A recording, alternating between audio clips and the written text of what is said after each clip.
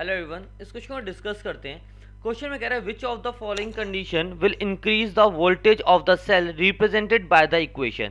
मेरे पास कह रहा है कि इनमें से चार कंडीशन मेरे को दे रखी है, इनमें से कौन से ऐसी कंडीशन है जिससे मेरी वोल्टेज जो है ना सेल की क्या हो जाएगी, इंक्रीज कर जाएगी। और रिएक्शन मेरे को दे रखी है सेल के अंदर हो क्या रहा है, Cu plus twice of Ag plus giving Cu2 plus plus twice of Ag। ठीक है, तो मुझे कंडीशन दे रही है क्या, अगर मैं कंसंट्रेशन Ag प्लस बढ़ा दूं, अगर कंसंट्रेशन कॉपर बढ़ा दूं, अगर कंसंट अच्छा डायमेंशन चेंज कर दो सिल्वर इलेक्ट्रोड के, और डायमेंशन चेंज कर दो कॉपर इलेक्ट्रोड के। देखते हैं भाई होता क्या है। अगर मैं रिएक्शन देखो जो मेरे को दे रखी है, मुझे दिख रहा है कॉपर जो है रिएक्ट कर रहा है किसका, 2Ag प्लस के साथ।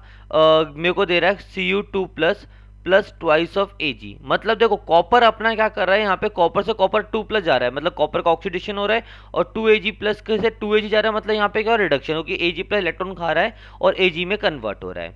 अब देखो मेरे को नर्स्ट इक्वेशन पता है एक, मैं अगर यहाँ पे नर्स्ट इक्वेशन लगाऊं तो क्या कहलाएगा नर्स्ट इक्वेशन। नर्स्ट इक्वेशन कहती है EMF is equal to E naught minus R T upon n F l n concentration of product. Product में क्या है मेरे पास Cu2 प्लस है एक्वस फॉर्म में, divide by concentration of reactant, किसी कंसंट्रेशन है Ag प्लस की, Ag प्लस का स्क्वायर।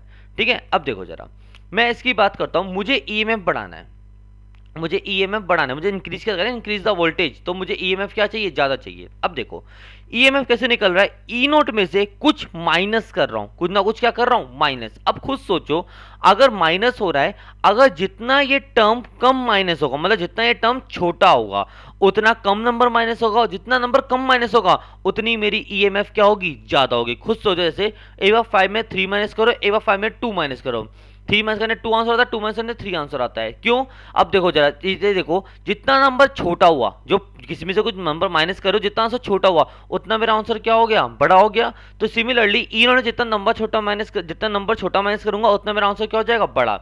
अब सवाल उठता है ये जो नंबर है, ये R T upon n F l n Cu2 plus upon Ag plus का स्क्वायर है, ये छोटा कैसे आएगा। देखो भाई ध्यान से देखो, यहाँ Cu2 plus upon Ag plus है, अगर Ag प्लस की कंसंट्रेशन को मैं बढ़ा दूं, अगर डिनोमिनेटर को बढ़ा दूं, तो ओवरऑल वैल्यू हमेशा क्या हो जाती है, छोटी होती है। आपको लोगों को बचपन से पढ़ते आ रहे हो, तो क्या होता है, जैसे देखो ऐसे समझो, जैसे 5/2 है और 5 अपॉन जैसे मान लो 4 है, तो 5/2 करने क्या आंसर आता है, 2.5, 5/4 करने क्या था, 1 पॉइंट समथिंग।